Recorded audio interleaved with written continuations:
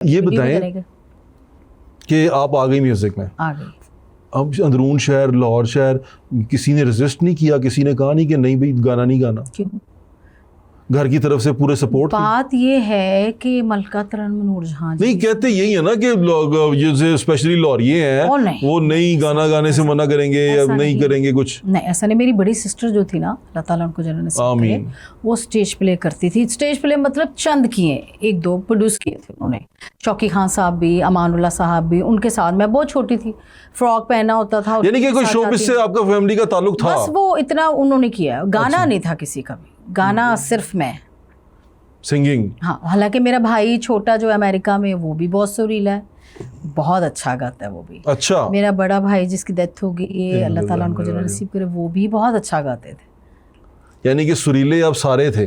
बस माँ का दूध ही मेरे ख्याल में इतना सुरीला था कि सब अच्छा गाते। अच्छा, ये बताएं कि सिंगिंग का जो बाकायदा कहते हैं ना, इसकी ट्रेनिंग होती है। हाँ, आप इतना अच्छा गाना गाती हैं, और मैं वो जिस तरह मैंने कहा कि पाकिस्तान की कुछ बेहतरीन आवाज़ों में से आपकी एक आवाज़ है जिसको जो उस्ताद हैं वो भी कहते हैं कि बड़ा अच्छा गाना गाती हैं। तो आपने सीखा कहाँ से?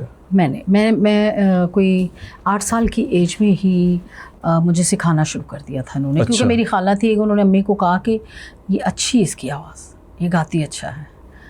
तो बहुत तब बड़ी मुश्किलें थी, मैं ये आपको बता दूं। मैं वही तो मुश्किल जानना चाहता हूँ। अब जो है, हाँ। अब तो हर कोई आता है और गाता है और छा जाता है। हाँ। ये हो रहा है। यानी कि अब तो म्यूजिक के लिए वो बहुत आ गया ना, इंस्ट्रूमेंट्स हाँ, बहुत है। इस इंस्ट्रूमेंट नहीं आए, ट्यूनर आ गया है कि हर किसी को सिंगर बना देता है वो।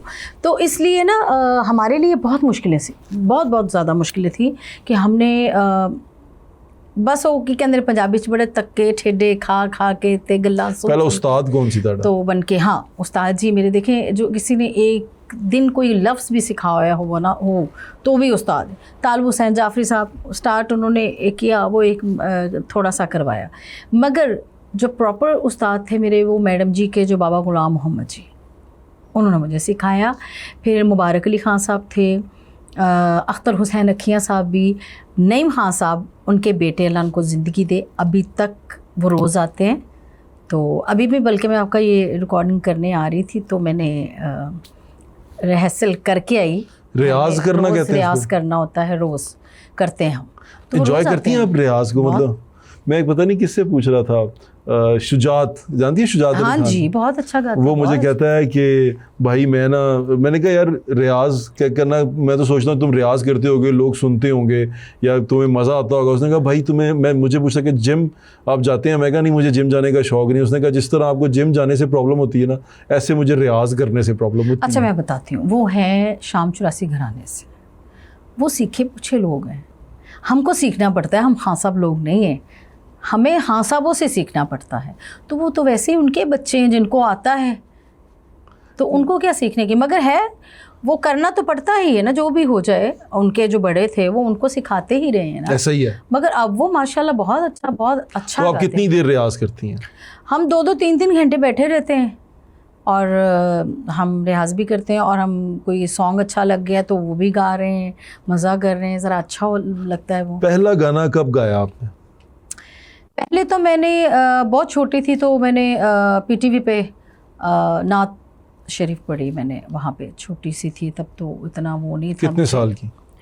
कोई 9-10 साल की एज में, इतना ही था मेरा ख्याल। ठीक है। मैं तस्वीर मुझे बताते, मैं लेके आती, आप देखते कि यह तो बिल्कुल अभी छिटकी जी, ये पता ही नहीं चलता कि मतलब वड्डी तो लगती, मैं बहुत छोटी सी थी। अच्छा। मतलब 12-13 साल ये एज होगी। तो मैंने फिल्म का गाना, ये मेरे लिए बड़ी खुशकिस्मती, कोई पता नहीं वो कातिल मूवी थी कोई, ऐसे कोई अशरफ साहब का। और ये भी है कि बहुत बड़े म्यूज़िक डायरेक्टर, मेरी खुशकिस्मती, ख्वाजा परवेज़ साहब ने लिखा हुआ, इनका मैंने गाया था सबसे पहले ये गाने। पहला गाना आपने ख्वाजा परवेज़ साहब का गाया? परवेज़ साहब का और अशरफ साहब। क्या गाना था? पता नहीं, वो गाना भी बड़ा ही अजीब से मनते हो ही नहीं ज़हन ची, ये कख मारा ते पता नहीं की इस तरह दा। अच्छा। मतलब मेरा तो बचपना था, मुझे नहीं पता क्या हुन ते आजकल ते लत भी चल रहे, एक लत मारा है ना। हाँ जी, डंडे भी चल रहे ने, तुसी ते लत चला रहे हो, बड़ा कुछ चलदा पे। ते आजकल दे ਜਿਹੜੇ गाने दा ਇਹ वाला ट्रेंड आया, मेरे ख्याल हुन थोड़ा खत्म हो गया, हुन ਇਹੋ ਜਿਹੇ कोई गाने नहीं आ रहे, लेकिन एक टाइम आया कि ਇਹੋ ਜਿਹੇ गाने आए कि मतलब सुनदे होए भी ना शर्म आ जाती सी। जब ये दौर शुरू हुआ था मैंने गाना छोड़ दिया था, फिल्म इंडस्ट्री का आपने छोड़ दिया था? मैंने छोड़ दिया था। बहुत सारे लोगों ने कि डर गई ये, वो वहाँ से ये किसी डर गई। मैं कह जी कि क्लैशन कोफा पड़ी हैं किसी ने, ये तो अपने दिल की मर्ज़ी होती है, क्योंकि मुझे बहुत सारी बच्चे, औरतें, फैमिली बहुत पसंद करते हैं। हाँ, मतलब नात शरीफ पढ़ी है मैंने, शाही मदीना, और ये बहुत ज़्यादा लोग सुनते हैं, बाहर भी जाती हूँ तो वो पकड़ लेते हैं, आपने शाही मदीना बहुत अच्छी पढ़ी। तो इसलिए मुझे थोड़ा सा ना इस चीज़ से हुआ कि नहीं, इस तरह के गाने अच्छे गाने हैं। तो हाँ, एक गाना आया था चूड़ियाँ का, नेड़े या ज़ालमा वे, मैं उसी तरफ आ रहा था, लेकिन आपने खुद ही कह दिया। मगर पता क्या है, हाँ, वो गंदा गाना पिक्चराइज नहीं हुआ, वो एक सिचुएशन के हिसाब से हुआ है। वैम्प रोल का था, नरगिस के ऊपर हुआ है। वो लिखा भी रुखसाना नूर जी ने था, सैयद नूर साहब की जो वाइफ थी। ठीक है। और ये बहुत ज़्यादा फैमिली है, मुझे कहते हैं सुना दो।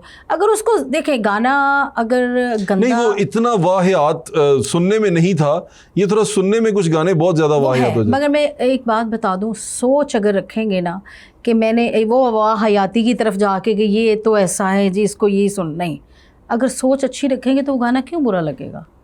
नहीं, फिर सोच अच्छी रखे तो फिर गंदी सारी चीजें देख लें हम, सोच हमारी अच्छी है। नहीं, जो गंदा है वो गंदा है। गाना, म्यूजिक देखें, म्यूजिक को अगर सुनना है ना, सारी चीज जो गंदा है वो गंदा है, वो तो गंदा है। बहुत बड़े बहुत गंदे गाने आए। हाँ, गंदे तो ऐसे, मैं आपको वही तो बता रहा हूँ, ऐसे गंदे थे कि एक दफ़ा हम शादी पे थे, तो मेरे दोस्त की बहन की शादी थी, पता नहीं किन की शादी, किस शादी पे थे, तो उन्होंने कहा कि जी ये मुंडे सारे ना डीजे ते कोल बह जाओ।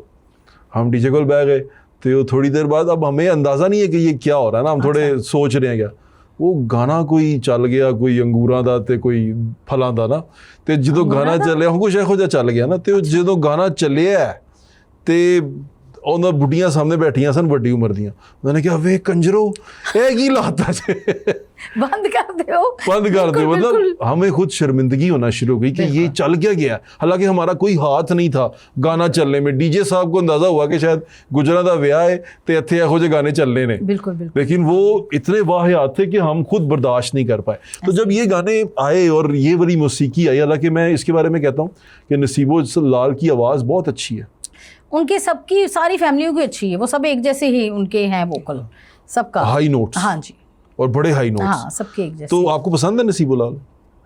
मुझे सभी अच्छा नहीं, ऐसे ना करें, आप सही बता रहे हैं। मैं मैडम नूरजहां जी को सुनती थी ज्यादा, वो तो नसीबो जी भी कहती हैं कि मैं भी नूरजहां को सुनती। देखिए उनको तो अब सभी सुन, देखिए मैं एक बात बताऊं, ठीक है, अल्लाह ताला सबको इज्जत देते हैं, और जिसको अल्लाह ताला इज्जत देते हैं उसकी इज्जत करनी चाहिए, बस पसंद अपनी अपनी होती है। लेकिन आपको नसीबो पसंद नहीं है? नहीं, मुझे नहीं, ठीक है, नहीं, इस तरह ना करें, बताएं कि पसंद है कि नहीं है। देखे नहीं पसंद मुझे मैडम नूरजहां जी, महनाज जी, मुझे रूना लैला जी, फरीदा खानम जी, तरन्नुम नाज तो बहुत अच्छा गाती थी, वो भी अल्लाह ताला उनको ज़िंदगी दे, बहुत अच्छा गाती थी। मैंने आपके घर पे आपकी मैं किसी भतीजी की शादी पे मुलाकात हुई थी, हाँ जी, आई थी तरन्नुम नाज जी से, सीनियर है हमारे, बहुत सीनियर है, बहुत अच्छी पुरानी। लेकिन आपको नसीबो लाल के गाने का स्टाइल नहीं मुझे लगता है मेरी उधर लड़ाई पुआनी तो मेरा एकदम कितने मुतक्का लगा रहे हो, मन दसो, मैं आज तक किसी से कोई झगड़ा नहीं मैंने